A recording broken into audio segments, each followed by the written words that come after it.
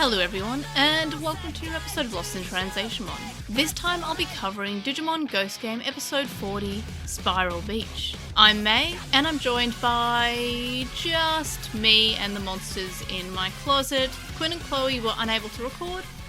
I do, however, have Chloe's notes, which I'll read out before my own discussion. As for Quinn's notes, assuming she's able to join us next time, we will discuss our overall rankings and ratings then. Just before we get started, synopsis. Hero and Gammon are fighting because Gammon broke Hero's tablet, and Gammon won't apologise. Calmaramon is making things bent and spiraled near this beach outside of Tokyo, I'm guessing. Hero is able to get Jellymon to attack and makes Calmaramon see the beauty of straight objects with Weissmon once Gammon is able to apologise. And she sees the beauty in straight objects and is turned good, I guess, or something. So now time for my discussion segment. I'll start it off with Chloe's comments. So first of all, we have her highlights, and Chloe's requested that I read these word for word, so I'll be doing just that. So highlights, Jellymon sleeping in the jar was very cute. Hard agree, that was probably one of my favourite bits of the episode too. She then goes on to say, even though Calmaramon is extra as hell, she loves her energy. Centre of the universe girl, own that. Next, wow, I really didn't expect them to do another Jellymon does a move for someone else thing. I even thought to themselves, when Jellymon had said earlier in the episode that just she, Gammon, and Hero would go. That was a shame, we have forgotten that the time Ruli and Jellymon fought together, but apparently we didn't after all. And Chloe wonders if it's significant that only Jellymon has done that so far. Another highlight was Gammon crying because he was so sorry, and it was surprisingly touching. And yeah, I would agree that the apology was really cute. There was a lot of cute moments. We had the girl's dog, Rin's dog, feeling bad for also breaking the tablet, and that was really cute. And then we had Gammon feel bad that he broke the tablet, and that was kind of cute. But I guess I'll get to my own thoughts on the matter in my own discussion. And then Chloe says it's not the worst, and then everything went back to normal that they've ever done. And Chloe likes that we at least kept it on theme with the reason for the previous twitching. Calmaramon saw something pretty and decided to make more things be like that. Chloe's lowlights, however, are that they could have even tried to make the parallels between Gammon, Hero, and the girl and her dog even a little bit subtle, instead of having them do the exact same thing. Yeah, hard agree, and I guess this is one of my lowlights on the matter, is that when the exact same thing happened, and because of how Gammon was acting towards Hero, I started to think that there was like a secondary Mon of the Week that was just biting tablets, because it was the exact same, and I thought, oh, okay, this isn't such a terrible episode.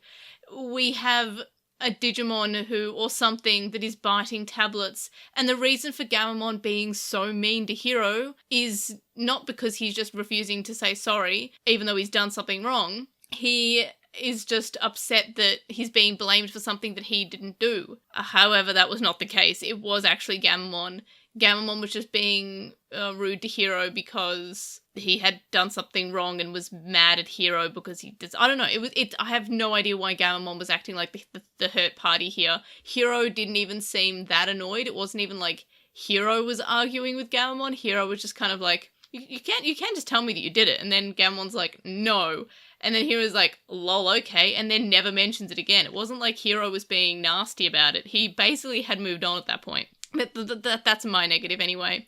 Another negative from Chloe is that Espimon seems to be part of the regular crew, at least for a while, or at least that seems to be what the ending is foreshadowing. But also, why did Espimon need to be in this episode at all? Like, sure, he led them to the place when things were getting twisted, but they've definitely gone places because of rumours they found online before. And given the scale and spread of the twisting, it's not like they needed someone intimately familiar with the place to find instances of things that got twisted. And Chloe says that she don't know. Espimon still just kind of annoys her, and it seems unnecessary for him to be be in this episode, and Chloe's salty that it seems like he's just going to continue being around for a while. And yeah, it's totally just because it's another tie to Hiro's father. Because we can't have like Black Tailmon always existing, we have to have another character, and that's 100% why this character's here. Chloe's favourite character was a toss-up between Rin and Calmaramon, but ultimately Chloe decides to go with Calmaramon in the end. She's a cutie who often prefers things to not be straight, much like her, says Chloe. And then Chloe says her ratings and ranking. She gives it a 4 out of 5. As for ranking, it's in 19th place, below episode 26, Cannibal Mansion, and above episode 3, Scribbles. We do have a miscellaneous thought, and Chloe has prefaced this with, "This is a joke." So Chloe's joke is that it's queer erasure to have made Calmaramon like straight things in the end of the episode. This is not a single straight bone in her body, and did y'all know that squids apparently technically do not have some sort have some sort of small internal skeleton, because she says that she sure didn't until when she follow up with not a single straight bone in her body joke with, and yes, I know that squids don't have bones.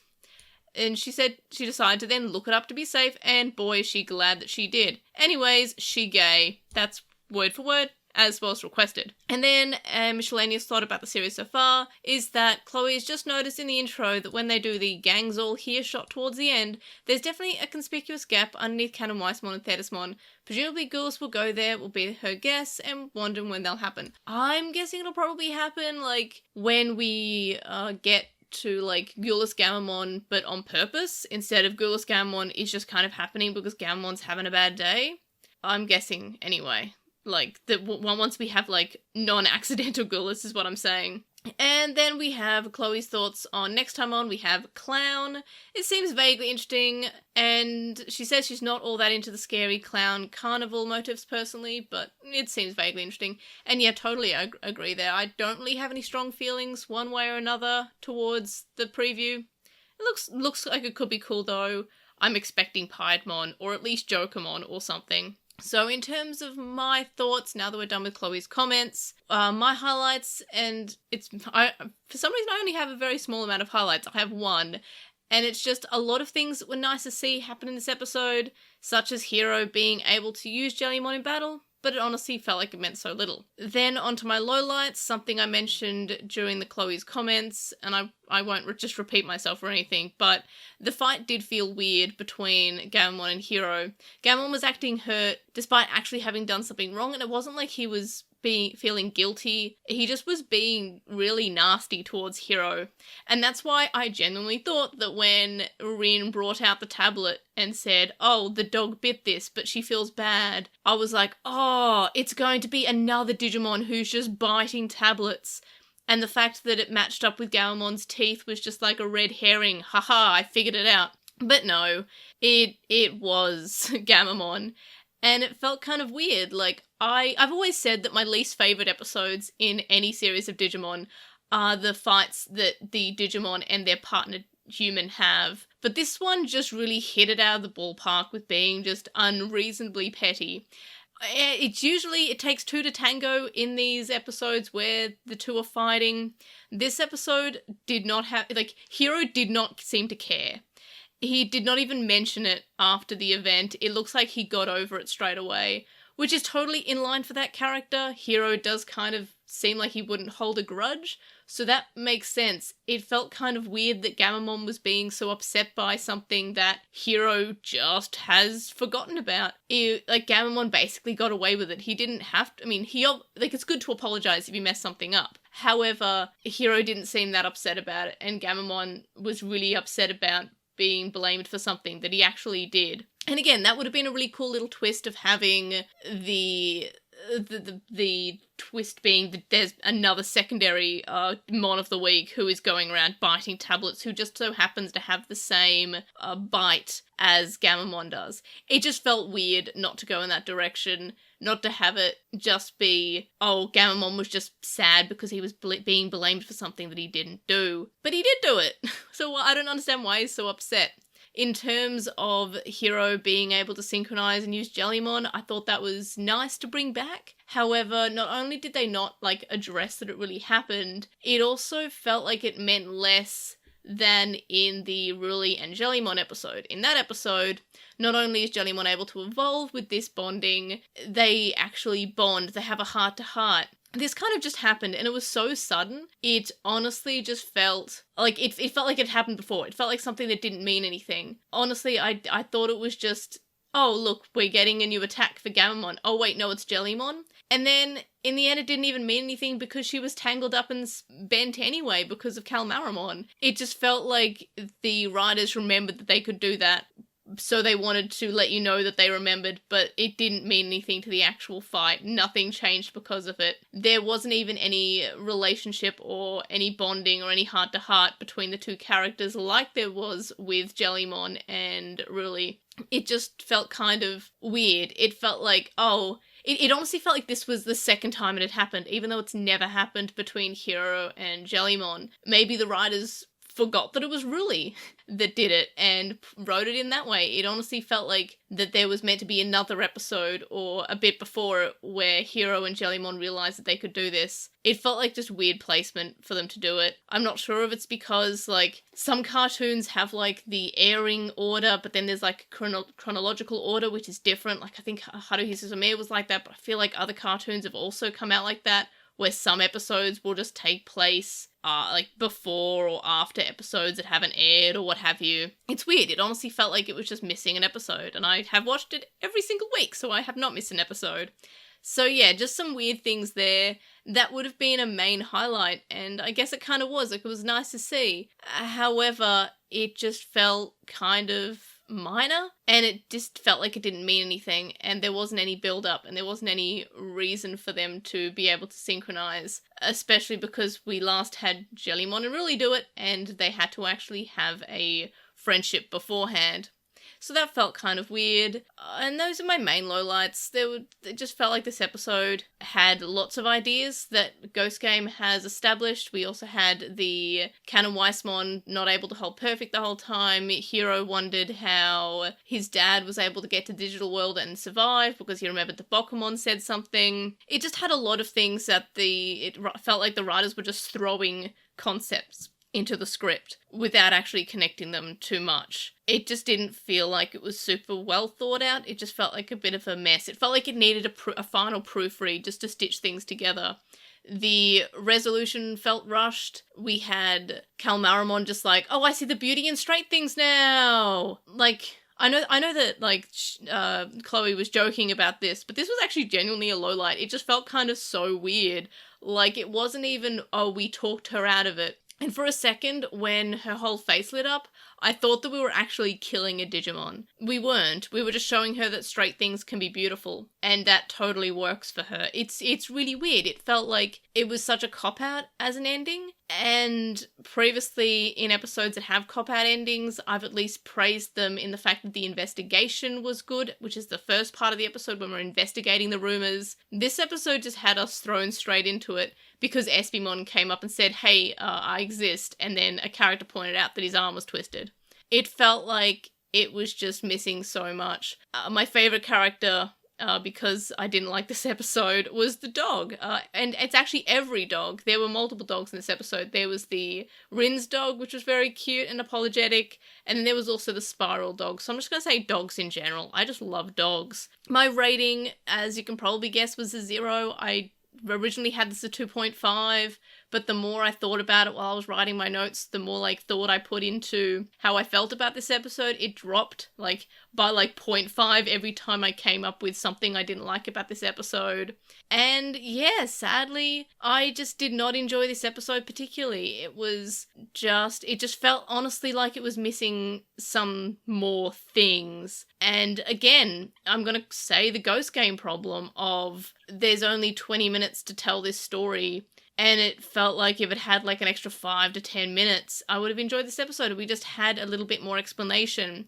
like, maybe there is a secondary Digimon who is biting tablets for some reason because they taste good. Maybe it's Pulsemon. Maybe that's a good way to write in Pulsemon from the Vital Bracelet series. It's just a little yellow Sonic who is electric and feeds off electricity. Maybe he bites tablets and he thinks they taste good. Roughly the same size as Calmaramon, might even have the same bite. And then we have a reason for Calmaramon being so upset despite Hero not feeling, like, not looking super upset. Like, we should have had Hero be more upset. Even though it might be a little bit out of character for him, it's not enough to be unreasonable. He broke something and he's not admitting to it. That's annoying. Anyone would be annoyed. Hero's just being unrealistic in the fact that he's just not reacting to this. We know he's kind of sweet and forgiving and a little bit of a doormat, but even the most doormats get beat up every so often. Even the most doormats do look a little bit dirty, do look a little bit unhappy with being stepped on all the time. I felt like just 5 to 10 minutes being added on, make Hero a little bit upset, make a secondary Digimon who is biting the tablets, and it wasn't the dog, it wasn't Calmaramon, it was just this secondary Digimon, and Calmaramon is upset and he's hurt that he's getting the blame. We wouldn't have that apology moment, but that's fine. It wouldn't make sense to have an apology because it actually wasn't Calmaramon. Maybe have Hero apologize, I don't know, it just felt like it would have been better if it had some more reason for Calmaramon being just nasty, despite the fact that he actually bit the tablet. Like, it's not that it wasn't like the sadness of someone who is guilty. It was the sadness of someone who is being accused of something they didn't do. Like, he's just straight up ignoring Hero. It felt just really weird. So yeah, I don't like this episode. It is in my last place in ranking at the very bottom. I just wish this was better. On to Postmon Pat, so this is on YouTube for episode 39's comments. We have Danny who says that Bakumon has holy powers, that's why he was able to help the humans because they infected with the virus, and yep, that was pretty cool. Next we have Mystic Digital who says they think the problem with Nomura is that Ghost Game is an anime. They're not saying that Western shows have issues with similar characters, but as far as they're aware, it's more normalized in Japan, especially in anime. That doesn't make it okay, obviously, and I don't think any place should get a pass because of cultural differences. Pervy characters are simply unfunny and gross.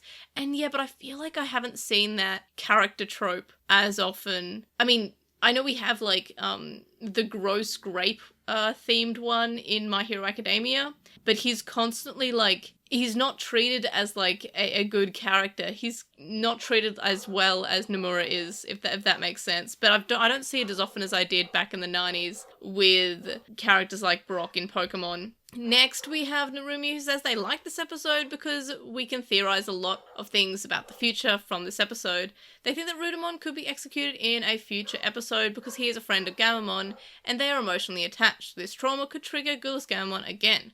That could be cool. They said they also want to explain more at the beginning, and the power of friendship wasn't so bad because the Digivice V is based on the Vital Bracelet and has that functionality. And yeah, I really like how they're using the power of friendship in this series because they have the Vital Bracelet, which is connected to you, so it makes more sense to have the power of friendship in it. I kind of wish that this episode could have used that a little bit more. Next, we have Lazy Croconaw, who says about the second partner theory, they really hope it's Rudamon for Hero, not only because being the only one with Gamamon to show them kindness in this episode, but because they prefer giving the potentially dangerous one to Hero, and SPmon can be for Kyo or Ruli or either or. They then say that the episode was good in their opinion. They enjoyed it, and they swear that Gyukimon's laugh reminded them of Flowey from Undertale, and Bakumon being the reset button all the time seems interesting. And yeah, I do like that. I'm glad they kind of, like, addressed that. Then finish off to say about Hero being too nice for his own good. They feel like he's got kind of like a soft treatment and treated kind of harsh, because at the same time Gyukimon in an isolated island seems the best way to contain it, since imagine if it happened in the city. And yeah, that does make sense, and I guess that kind of did that. Next we have Angel for Squeaks, who explains the word simp and where it originated from, and says that it's AAVE for someone who invests a lot of time and money into a person who doesn't want them, usually with the expectation that the person would perform some kind of favour to them to make it worth their while. It was invented in like 2010, they think, so they don't think not knowing any it actually ages you. Gen Z was the one that changed the definition, actually, though I've seen a fair amount of people unhappy about that fact. See, that would make sense that I hadn't heard it being from African American vernacular English, Being Australian, I don't hear any of that at all because I'm in Australia. So that makes sense why I haven't heard it, though I think it does still age me because I was thinking 2010, I was in my last year of high school then, I think? No, I was in year 11, so the second last year. So I was 17, and that, I'm actually the youngest millennial / Gen Y, so that, I still feel like that does age me quite a bit, even though I wouldn't hear the term simp for another 5 to 10 years for it to be used more than just inside America, I guess. So that does still age me, unfortunately, because yeah, I'm like 1 or 2 years away from being classed as a Gen Z. I'm 1993, which is, yeah, I think it's like 1994 is the cutoff. So yeah, no, unfortunately that still ages me slightly because I was almost an adult in 2010. Yeah, year 11, so yeah, 17. So I was a year away to being classed as an adult. So that's yeah, sorry, that still ages me. They then say that they did actually expect to see Edgemon again, just because Ruli seems to get the short straw some episodes and ends up not being involved simply because she goes to another school, like in the Betsumon episode. And they say that they were hoping that Edgemon was a sign of something that would likely happen again. They did think this might end with Rudamon becoming Hero's Digimon also, though from the way that Gyukimon was described, they assumed this would end with Rudamon giving in to his new nature and them having to do a mercy kill. Yeah, I honestly kind of expected that too.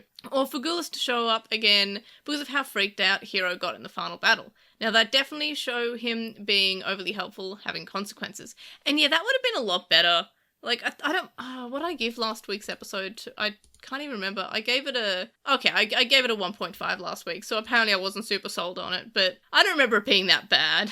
Maybe it's just, you forget the negatives. Maybe I'll forget that this episode was so bad next week. But anyway, yeah, that would have been a better way to finish it.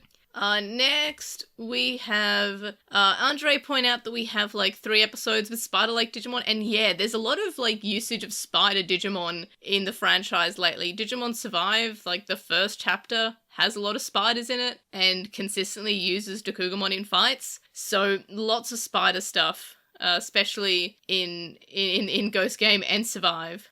We have XNEXGAX, who says that they haven't watched since the Pumpmon episode and is wondering if the show's picked up at all. They stopped watching because it felt more kid-focused like Adventure rather than something like Tamers. Is it any different now?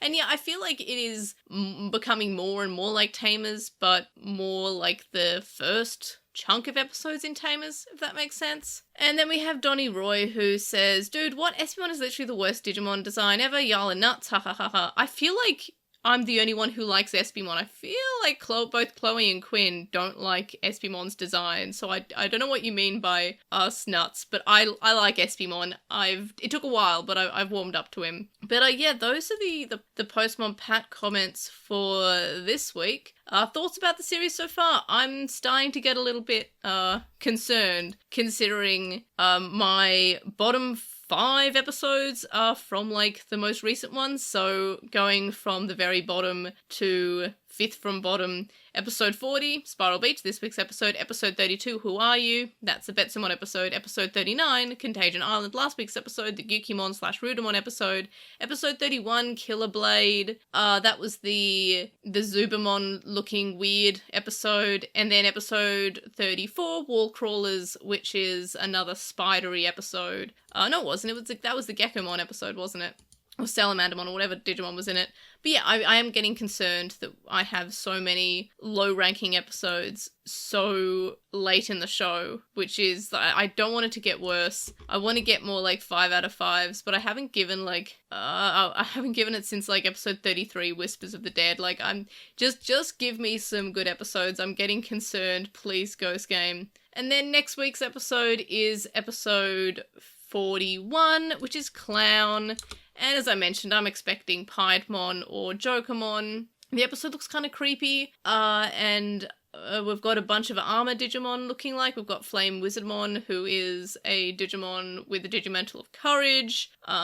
Looks like Lynxmon as well. I feel like that's also a Digimon with a Digimental of Courage. I think it might be Tailmon, but I can't remember. So yeah, a bunch of cool looking Digimon. Looks like a Flame Circus. That's kind of cool. So yeah, looking forward to next week's. Hope it's better than this week's. Hope it's better than last week's. Hope that it kicks it out of the park. But again, hopefully it's not just like Calmaramon joins the fire circus. Hopefully it's got some substance to it. I'm kind of concerned. I would like some more like little cookie crumbs of plot. I'm not one of those people who's like, oh, I need plot, I demand plot. I just want like a little cookie crumb. I don't need it to be like, I don't want all my answers in the next episode. I just would like something just small. And I'm not one of those people. Like, I've seen a lot of comments on Reddit or Discord or whatever of people just demanding plot, and that's totally reasonable for them to do so.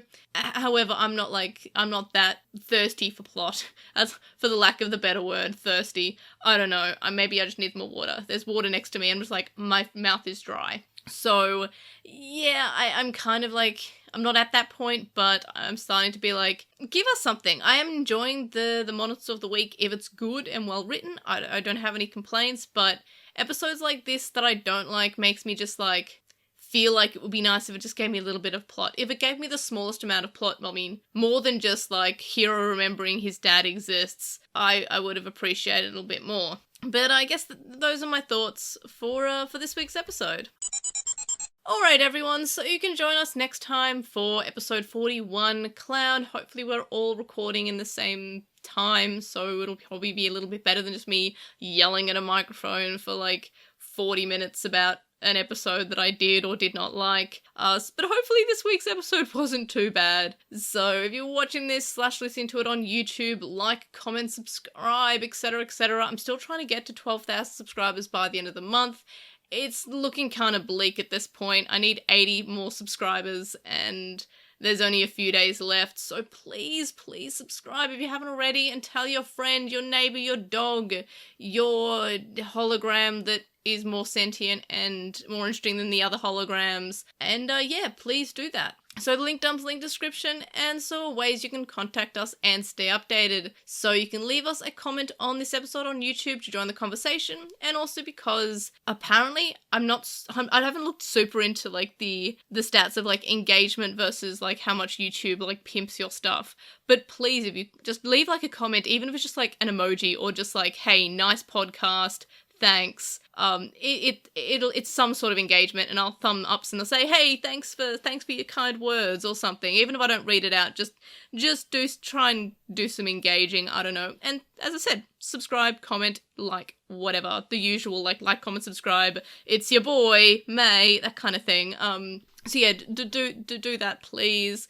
And for a full list of ways to find the podcast across the internet, such as YouTube, TikTok, Twitch, and Twitter, head over to linktree/translationmon. So that's linktr.ee/LostinTranslationmon, linktree.ee/LostinTranslationmon.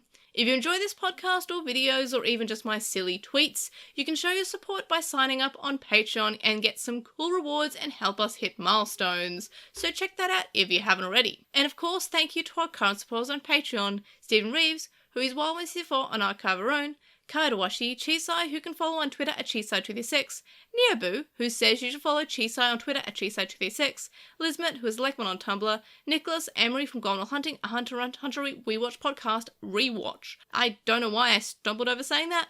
Magnus, Lucas, JCMon05, Patrick, Jason, Grey Tanuki, Shelby, Digital Hazard, who is on Twitch at The Digital Hazard, Dedicated Gazi, Lemist, Michael, Teropiamon, and Vmon Tamer. And of course, you can also make a one-off donation on PayPal, which can be found linked in the description. It's paypal.me/airdramon. You can also donate to me on my Ko-fi account, ko-fi.com/airdra. And that's it for this week's podcast. So as I said, like, comment, subscribe, etc, etc. And of course, I'll see you on the next one. Bye!